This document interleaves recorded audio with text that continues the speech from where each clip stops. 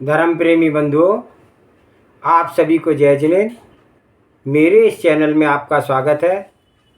मेरे इस चैनल में जैन धर्म के ग्रंथ ज्ञानारणव का स्वाध्याय चल रहा है और उसके अंतर्गत धर्म भावना का स्वाध्याय चल रहा है। सर्वप्रथम मंगलाचरण करते हैं। ओंकारं बिंदु संयुक्तं नित्यं ध्यायन्ति योगिनः कामिदं मोक्षदं चैव ओंकाराय नमो नमः। अविरल शब्द गणौगा प्रक्षालते सकल भूतल मलकलंका मुनिरूपाशित तीर्था सरस्वती अर्थो नो दुर्तान अज्ञान तिमिर अंधानां ज्ञान अंजन शलाकया चक्षुरुन्मीलितं येन तस्मै श्री गुरुवे नमः। श्री परम गुरुवे नमः। परंपराचार्य श्री गुरुवे नमः। सकल काल विध्वंसकं त्रेषां परिवर्धकं धर्म संबंधकं भव्य जीव मन प्रतिबोधकारकम् इदं शास्त्रं श्री ज्ञानारणव। तन्मूल ग्रंथ कर्तारा श्री सर्वज्ञ देवा तदुत्तर ग्रंथ कर्तारा श्री गणधर देवा प्रतिगणधर देवा तेषां वचनाषाढ़मासाद आचार्य श्री शुभचंद स्वामी विरचितम् मंगलम भगवान वीरो टीकाकार 105 क्षुल्लक श्री सहजानंद वर्णी जी। मंगलम भगवान वीरो मंगलम गौतमो गणी मंगलम कुंद कुंदाद्योतु जैन धर्मोस्तु मंगलम। सर्वे श्रोता सावधानतः श्रवन्तु। श्लोक संख्या 203। धर्मो नरो रगाधीश नाके नायका वांछिताम् अपि लोकत्रे पूज्यां श्रियां दत्ते शरीराणाम। धर्म प्राणियों को तीनों लोकों से पूजनीय उस लक्ष्मी को प्रदान करता है जिसकी के चक्रवर्ती धर्मेंद्र और इंद्र अभिलाषा करते हैं। तात्पर्य यह है कि चक्रवर्ती आदि की वह विभूति प्राणियों को धर्म के प्रभाव से ही प्राप्त होती है। तो धर्म में से महनीय श्री का लाभ। धर्म जीवों को उत्कृष्ट लक्ष्मी प्रदान करता है। ऐसी लक्ष्मी जो चक्रवर्ती के द्वारा चाही गई है, अर्थात जिसके चक्रवर्ती चाहे देवेंद्र चाहे धर्मेंद्र चाहे ऐसे भी विभूति को यह धर्म प्रदान करता है। चक्रवर्ती आदि महापुरुष भी इस धर्म के प्रसाद से ही बना करते हैं। धर्म की स्वच्छता स्वरूप क्या है? जब यह बात अपने अंतरंग में अपने अनुभव से विदित हो जाती है तब धर्म प्रसाद से ऐसे लौकिक चमत्कार हुआ करते हैं। धर्म का तो वह प्रताप है कि जिसके प्रसाद से यह जीव सदा के लिए निराकुल हो जाए। निराकुलता के प्रयोजन का विवेक। तो भैया एक कहावत कहते हैं कि तुमको आम गिनने से काम है या खाने से काम है। तो इसी तरह से यह बताओ कि आपको विभूति से काम है भैया या निराकुलता से काम है। यदि निराकुलता से काम है तो विभूति को गिनने का, विभूति को विश्लेषण का क्या प्रयोजन है। तो वह काम किया जाए जिससे कि निराकुलता बने। निराकुलता होने का मार्ग ही एक और वह शुद्ध ज्ञान है। बड़ा वैभव भी तो वैभव से निराकुलता नहीं होती है, बल्कि वैभव तो विषय बना करके जो यह ज्ञान बाहर की ओर दृष्टि किए रहता है, बहिर्मुख रहता है।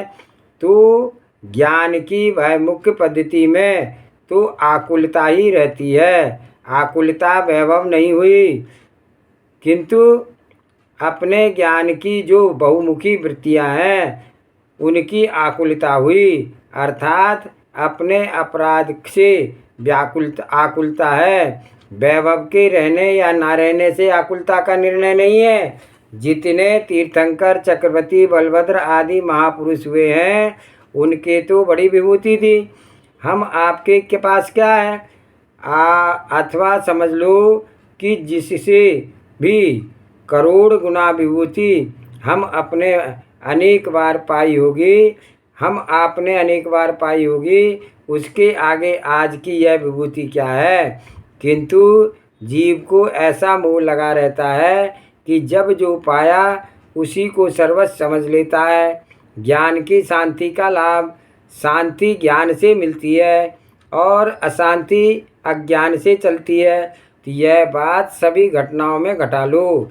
परिवार में रहते हैं, कोई कुछ बोलता है, लड़के कैसे ही चलते हैं, परिवार का कोई किसी भी प्रवृत्ति करता है तो उनको देखकर जहाँ जिसने अपने को बुजुर्ग घर का मान रखा है वह दुखी होता है।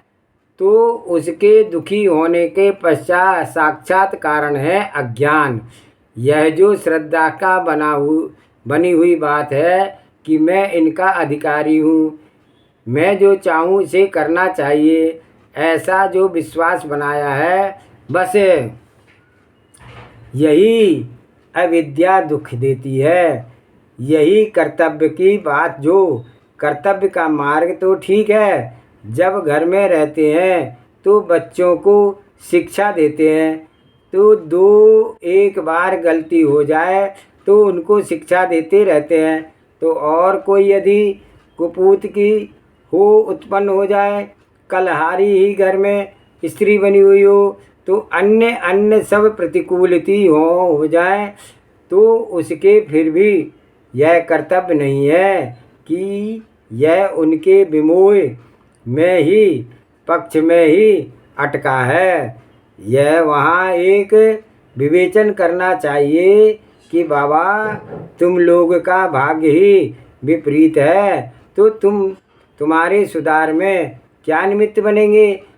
जैसे अनंत जीव हैं दुनिया में, वैसे ही एक हम भी जीव हैं, लेकिन यह तो मेरा ही है, मैं तो इसके पीछे जान दे दूंगा, ऐसा मानना मान्यता रखना यह घोर अंधकार है। सुगमतया इतनी शिक्षा अगर कोई मानता है तो कर्तव्य है कि समय समय पर योग्य बात बताई जाए, लेकिन इस जीव के या अचेतन विभूति के पीछे ममता की कमर कसे रहना, यह तो कोई बुद्धिमानी की बात नहीं है। पर वैभव से शांति का अलाभ बड़े बड़े चक्रवर्ती तीर्थंकर आदि हुए, उनके अटूट विभूतियाँ थी, नवरिद्धि सिद्धि जिनके बारे में प्रसिद्ध थी, तो उनका भी वैभव में मन लगा नहीं, उन्हें छोड़कर ही उन्हें शांति की प्राप्ति हुई है। इससे यह भी निर्णय बना लो कि वैभव को रख कर कोई शांति नहीं पा सकता। अच्छा, यदि वैभव से शांति मिलती है तो उसके लपेटे में किसी भी ऐसे व्यक्ति को मरते समय भी जीवन परिजन या वैभव को अपनी छाती से लगाए रहे तो क्या उसका एक अंश भी साथ ले जा सकता है। जो कुछ आज समागम है उसका देख करके बेहोश ना होना चाहिए, विवेकशील रहना चाहिए, अपने को अपना स्मरण करते रहना चाहिए, साधना घटनी चाहिए। नहीं तो जैसी लोक प्रसिद्ध है कि धोबी का कुत्ता घर का ना घाट का, पता नहीं क्यों ऐसा प्रसिद्ध है। तो ऐसे ही हम कुछ थोड़ा धर्म का की तबीयत बना करके धर्म के आगम में लोगों और साथ ही पुरुषों का कुटुंब का विमोह सता रहा है। तो ऐसे और बड़े साथ ही धर्म की कुछ धुन सी आए, ऐसे एक पागलपन सा समझिए, तो उससे कुछ धर्म की ओर आगे है, तो यह संसार में रुलाने का ही काम रहा है, पाने का काम नहीं रहा। तो दृढ़ रुचि से धर्म पालन में रुचि लाभ। तो चाहे भैया 24 घंटे में 5 घंटे धर्म मत करें, चाहे 5 मिनट, पर जो समय दिया गया है उस समय में अपनी अपनी तैयारी अंदर से ही रहे कि हमें तो उसकी भी अन्य वस्तु का प्रयोजन नहीं है। तो किसी भी पदार्थ का दूसरे वस्तु का हमें ख्याल नहीं करना है। अरे देह भी तो न्यारा है, मैं हूँ, और इसके बाद पल पल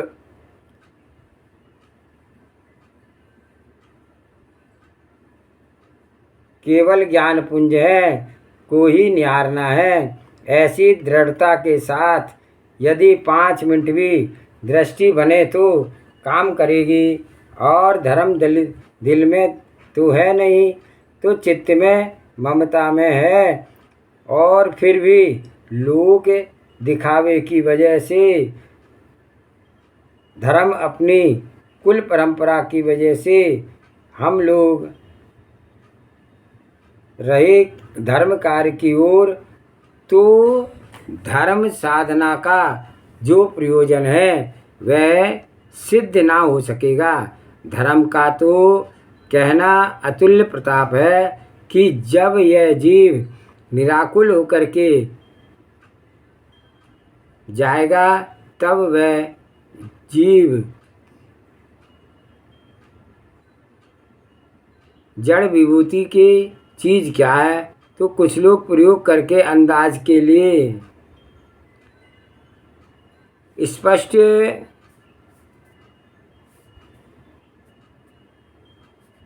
से ही विषय स्पष्ट होगा।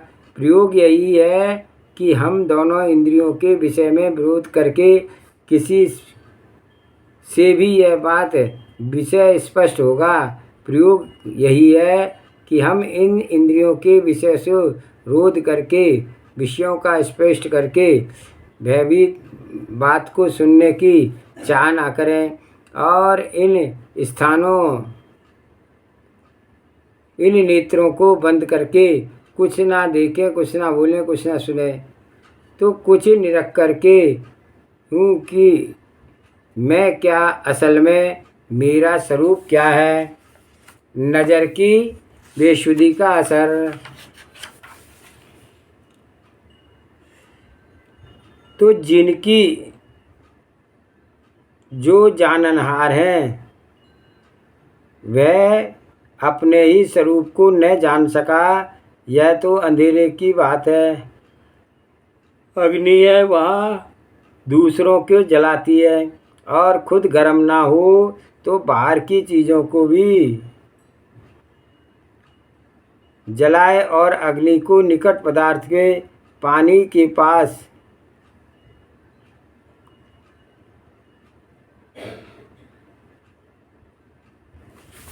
खुद गर्म ना हो, बाहर की चीज़ों को जलाएं और अग्नि को निकट रख दें, तो उससे पानी तक का गर्म नहीं होगा। हाँ,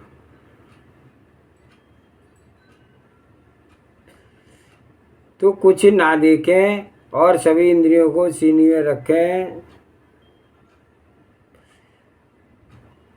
कुछ निरख करें कि मैं हूँ क्या, असल में मेरा स्वरूप क्या है। आज का स्वाध्याय यही समाप्त करते हैं, और आज का प्रश्न है, प्रश्न को पढ़ते हैं।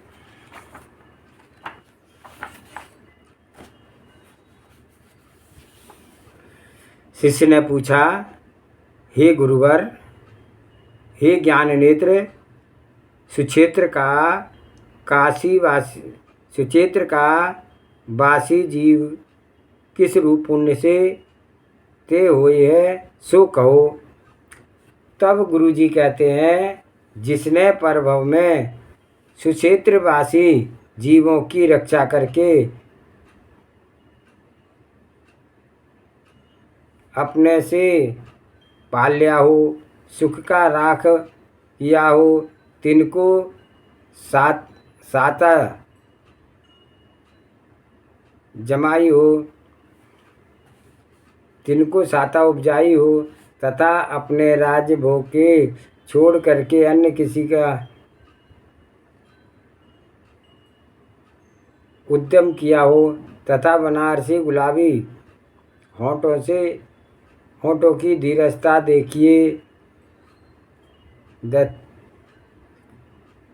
वो इत्यादि शुभ स्पष्ट सुक्षेत्र सुकाल को संतोषी